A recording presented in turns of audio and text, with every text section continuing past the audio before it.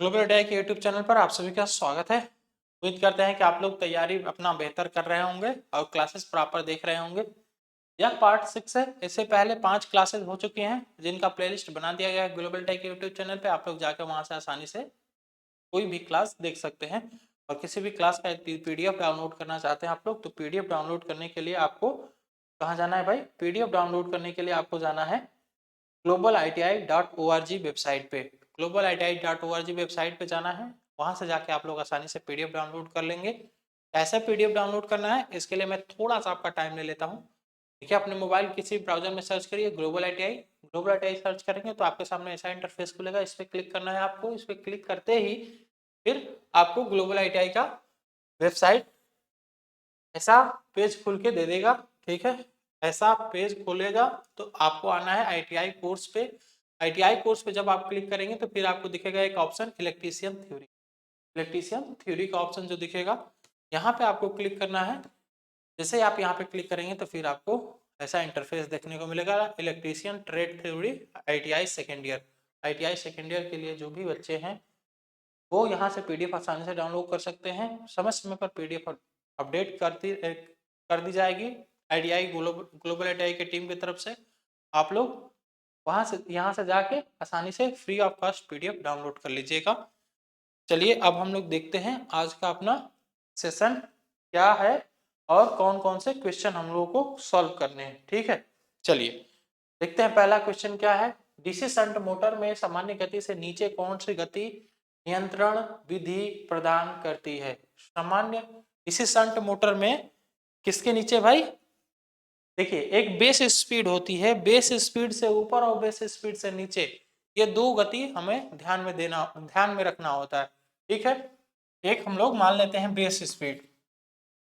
Base speed बोले तो जैसे कि आप ये मान लो कि आप बाइक चलाते हो, तो बाइक आपका बेस मतलब एक बेस है, या फिर एक आपकी एक आदत है 40 की स्पीड में चलाना या 50 की स्पीड में चलाना।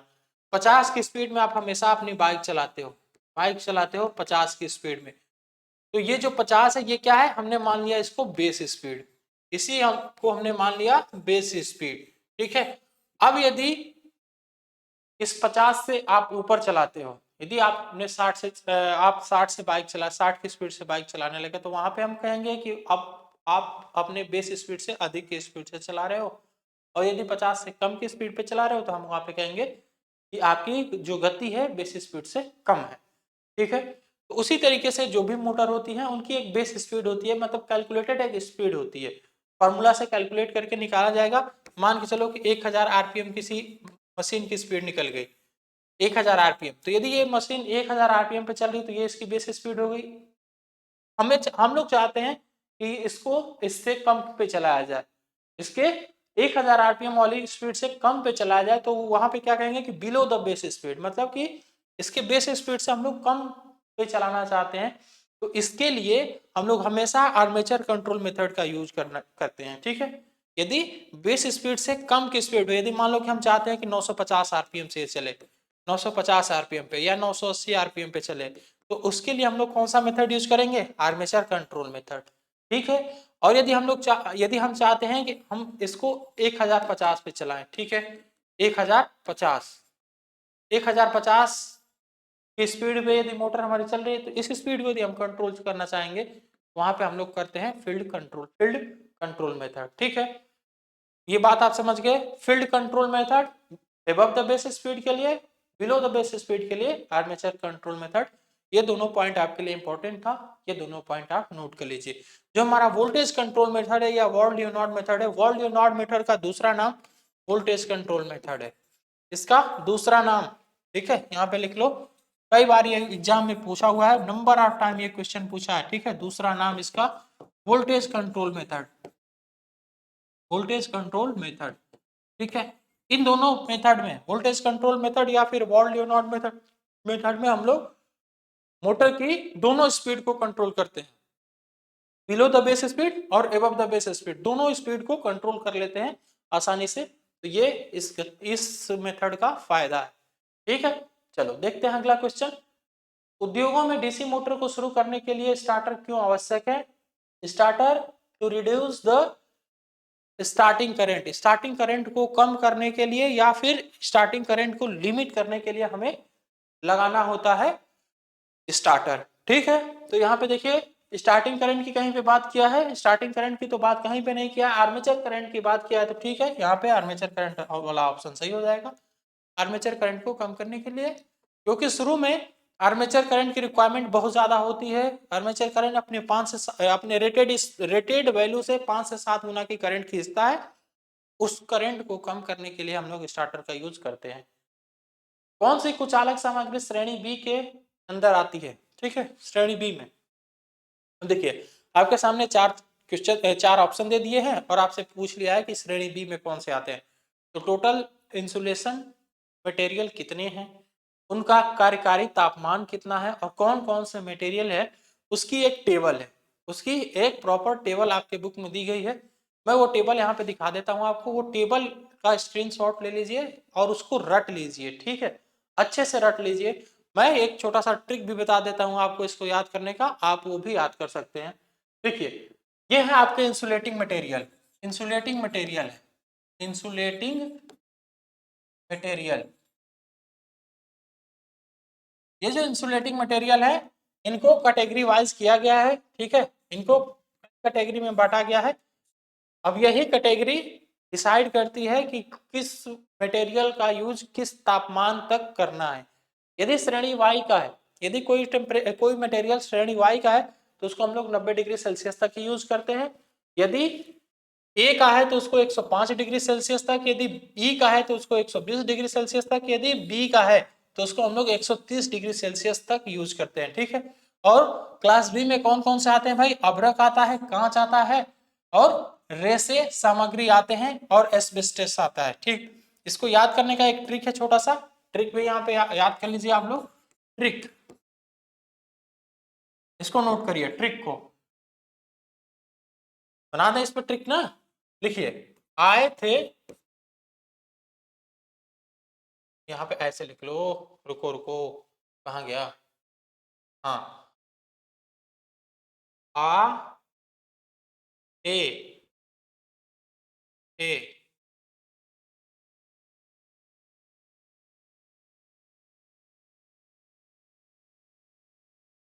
कैसे कैसे हो जा रहा है यार।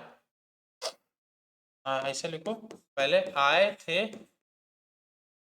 इलेक्ट्रीशियन, इलेक्ट्रीशियन बनने, फेल होकर चल दिए। इलेक्ट्रीशियन बनने ही तो सब लोग आए हैं, सब लोग इलेक्ट्रीशियन बनने ही आए हैं ना, लेकिन फेल होके चले जाएंगे यदि शनि सर से नहीं पढ़ेंगे तो। ठीक है, चल कोई बात नहीं। देखो ये हो गया हमारा y, आय का वो हमने लिख दिया, आ का लिख दिया हमने y। ठीक है, ए का हमने ए ही लिख दिया सीधे सीधी। यहाँ पे थे जो है ये साइलेंट है। इलेक्ट्रीशियन बनने तो हम लोग हमने इसको लिख दिया ई। बनने, इलेक्ट्रीशियन बनने, बी को हम लोग, अरे बनने को बी से कर सकते हैं, बी से लिख सकते हैं ना, तो हमने बी लिख दिया। ठीक है, फेल, फेल एफ से लिखा जाता है तो हमने यहाँ पे एफ लिख दिया। होकर, एच का मतलब होता है हो, तो यहाँ पे हमने एच लिख दिया। चल, सी से स्टार्ट होता है ना चल, तो देखो ये पूरी क्लास हो गई, Y A E B F H C. देखो यहाँ पे भी वही है क्या, Y A E B F H C, total हो गया, टोटल हो गया ना। तो टोटल आपको क्लास याद हो गई। अब इनका टेम्परेचर कैसे याद करना है, ये देखिए 90, 90 प्लस 15, प्लस 15, ठीक है, प्लस 15, प्लस 15, ठीक, यहाँ पे प्लस 10 कर लो या फिर प्लस 15 यहाँ पे भी कर सकते हो, कहीं कहीं पे ये वैल्यू 135 भी दी रहती है, दी रहती है। ठीक है ना, और ये यहाँ पे प्लस 20 करना है, यहाँ पे आपको प्लस 25 करना है, सॉरी हाँ हाँ प्लस 25 करना है, और यहाँ पे आपको प्लस 20 ही करना है। तो ये इसके याद करने का तरीका है। टेम्परेचर कैसे याद करना है और आपको क्लास कैसे याद करना है, यदि ये चीज याद रहा ना सीरियल नंबर से, तो आप टेम्परेचर भी आसानी से लिख लेते हो, 90, 105, 120, फिर 130, 155, 180, 200, बस यही होता है। ये तो आप रट लेंगे लेकिन ये यदि सीरियल आपको याद हो गया तो आप आसानी से पूरे क्लास को रट सकते हैं। ठीक है, तो ये ट्रिक लिख लीजिए। बाकी आपसे क्वेश्चन में क्या पूछा था, आपसे क्वेश्चन में पूछा था कि जो हमारा श्रेणी बी है, श्रेणी बी में कौन सा कुचालक आता है, श्रेणी बी में कौन सा कुचालक आता है। तो श्रेणी बी में आपको दिखा यहाँ पे, श्रेणी बी में हमारा ग्लास फाइबर आता है। ग्लास फाइबर यहाँ पे है ना, सी ऑप्शन में दिखा है ग्लास फाइबर, तो सी ऑप्शन यहाँ पे बिल्कुल राइट आंसर हो जाएगा। ठीक, चलो आगे देख लेते हैं। श्रेणी एफ इंसुलेशन का तापमान, श्रेणी एफ का तापमान पूछा है ना, और हमने अभी आपको ट्रिक बताया, आए थे इलेक्ट्रीशियन बनने, आए थे इलेक्ट्रीशियन बनने, फेल होकर चल दिए। ये केवल क्रम याद रहेगा आपको तो आप आसानी से लिख देंगे। इसका 90 हो गया, इसका 105 हो गया, ठीक है, इसका 120 हो गया, और इसका 130 डिग्री हो गया, इसका 155 डिग्री हो गया, फिर 180 डिग्री, और फिर यहाँ पे ये 200 से लेके कितना होता है 250 तक होता है। बस आपसे पूछा है एफ के बारे में, तो आप यहाँ पे एफ को कितना मार देंगे भाई 155 डिग्री सेल्सियस। तो याद हो गया ट्रिक से आपको, ऐसे याद किया जाता है। ठीक है, चलो निरंतर गति ड्राइव के लिए किस प्रकार के मोटर का यूज किया जाता है, तो हमेशा याद रखेंगे कि वेरिएबल, क्या बोला यार, यूज फॉर कांस्टेंट स्पीड। ठीक है, कांस्टेंट स्पीड के लिए पूछा है। एक मिनट रुकिए, which type of DC motor is used for constant speed drive.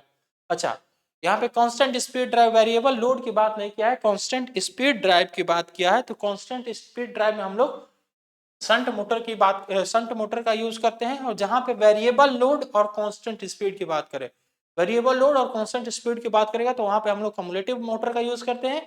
केवल कांस्टेंट स्पीड की बात करें तो वहां पे हम लोग डीसी शंट मोटर का यूज करते हैं। ठीक है, इसीलिए इसको लेंथ मशीन में भी यूज किया जाता है डीसी शंट मोटर को। और ये जो डीसी शंट मोटर है ये हमेशा कांस्टेंट स्पीड पे चलती है। लिफ्ट में किस प्रकार की मोटर का यूज किया जाता है, हाँ अब यहाँ पे देखिए बात आगे कम्युलेटिव कंपाउंड की। लिफ्ट भाई आपका लिफ्ट में वेरिएबल लोड होता है, कभी 2 ही लोग चढ़ेंगे लिफ्ट पे, कभी 10 लोग चढ़ जाएंगे, कभी 50 लोग चढ़ जाएंगे, कभी 100 लोग चढ़ जाएंगे।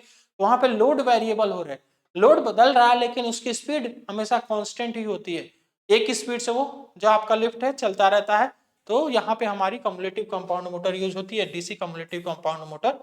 डी ऑप्शन एकदम सही हो जाएगा। गति नियंत्रण का कौन सा तरीका डीसी सीरीज मोटर में रेटेड गति से नीचे गति देता है, रेटेड गति से नीचे, रेटेड गति से नीचे कौन सा होता है भाई, हमने अभी आपको बताया कि रेटेड गति से नीचे आर्मेचर कंट्रोल मेथड होता है, आर्मेचर कंट्रोल मेथड होता है रेटेड गति से नीचे। तो यहाँ पे आर्मेचर की बात किसमें किया है, आर्मेचर डायवर्टर मेथड, तो यहाँ पे डी ऑप्शन एकदम करेक्ट हो जाएगा। बिलो द बेस स्पीड के लिए armature control method, above the base speed के लिए फील्ड कंट्रोल मेथड। यदि दोनों स्पीड को कंट्रोल करना है तो वोल्टेज कंट्रोल मेथड। ठीक, चलो क्या प्रभाव है अगर चलने के दौरान 4 बिंदु स्टार्टर प्रतिरोध कट ऑफ है, कट ऑफ है, चलने के दौरान यदि 4 बिंदु स्टार्टर का प्रतिरोध कट ऑफ हो जाता है तो उसमें क्या फॉल्ट हो सकती है। ठीक है, क्या मोटर बंद हो जाएगी, या धीमी गति से चलता है, या बहुत तेज गति से चलता है, या उल्टी दिशा में चलता है। तो यदि हमारी मोटर स्लो स्पीड से चल रही है तो जो 4 पॉइंट का स्टार्टर है, 4 पॉइंट के स्टार्टर में जो कट ऑफ पॉइंट लगा है, रेजिस्टेंस, कट ऑफ रेजिस्टेंस जो लगा है वो बंद हो जाएगा। ठीक है, यदि मोटर हमारी धीमी गति से चलेगी तब। मोटर को संचालित करने के लिए आर्मेचर सर्किट में कार्बन कंपोजिशन ब्रश की आवश्यकता क्यों होती है, कार्बन कंपोजिशन ब्रश की आवश्यकता क्यों होती है मोटर के स्टार्टिंग के समय। ठीक है, तो कार्बन कंपोजिशन ब्रश की आवश्यकता हमें कम्यूटेटर खंड में स्पार्क को कम करने के लिए ही होता है। कभी भी हम लोग कार्बन ब्रश यूज करते हैं मोटर में तो उसका मेन काम यही होता है कि हम लोग स्पार्किंग को कम कर पाए, स्पार्किंग को कम करें। स्पार्किंग यदि कम नहीं होगा तो जल्दी से हमारा मोटर का कम्यूटेटर खराब हो जाएगा, उसका कार्बन सेगमेंट भी खराब हो जाएगा।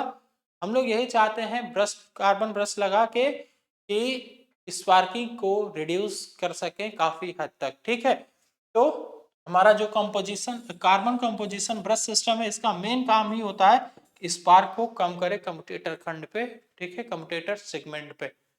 यहाँ पे डी ऑप्शन एकदम सही हो जाएगा। सीरीज मोटर बिना भार के आरंभ उच्च बलागुण और गति क्यों पैदा करती है?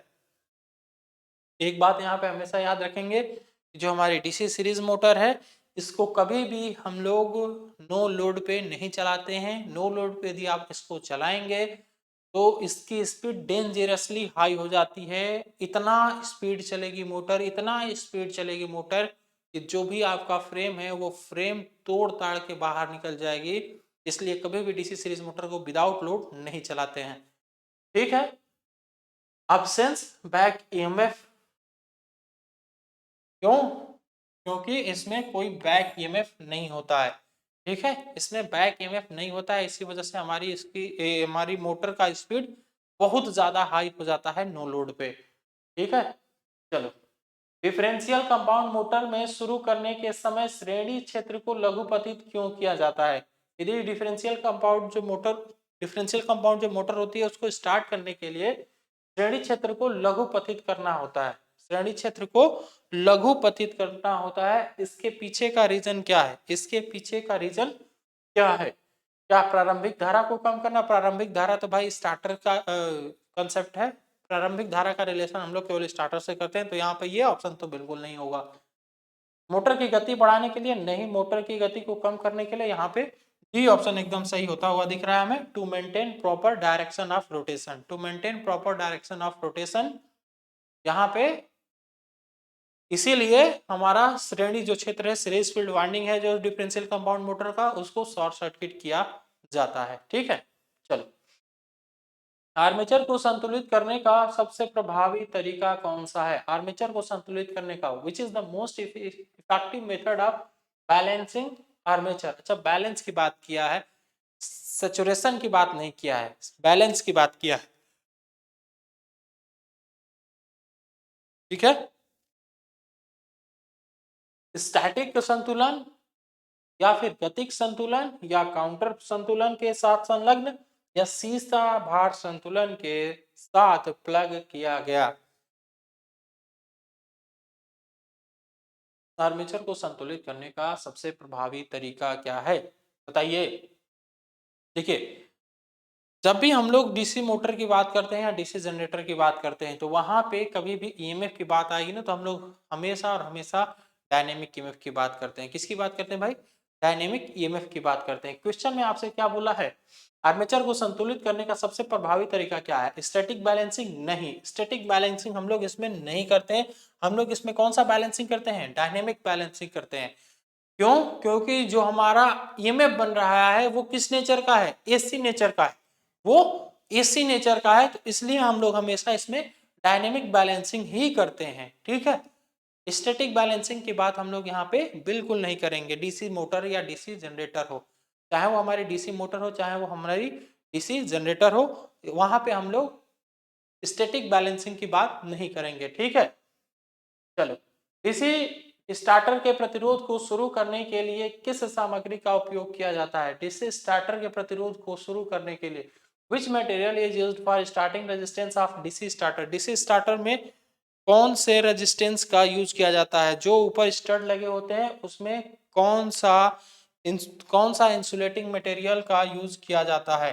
भाई देखिए, यहाँ पे हमने लिया है ना स्टार्टर, स्टार्टर का फिगर हमने लिया है कि नहीं यार? यहाँ पे हाँ, स्टार्टर का फिगर हमने यहाँ पे लिया है। देखो, ये जो स्टार्टिंग रेजिस्टेंस लगे हुए, अरे यार कहाँ घूम रहा है तू? ये जो स्टार्टिंग रेजिस्टेंस लगे हुए हैं, ये स्टार्टिंग रेजिस्टेंस किस मटेरियल के बने हुए हैं? यही चीज आपसे क्वेश्चन में पूछा है। तो ये किसके बने होते हैं भाई? ये बने होते हैं यूरेका के। यूरेका, ये किसके बने होते हैं? यूरेका के बने होते हैं। तो यहाँ पे ऑप्शन कौन सा सही हो जाएगा भाई?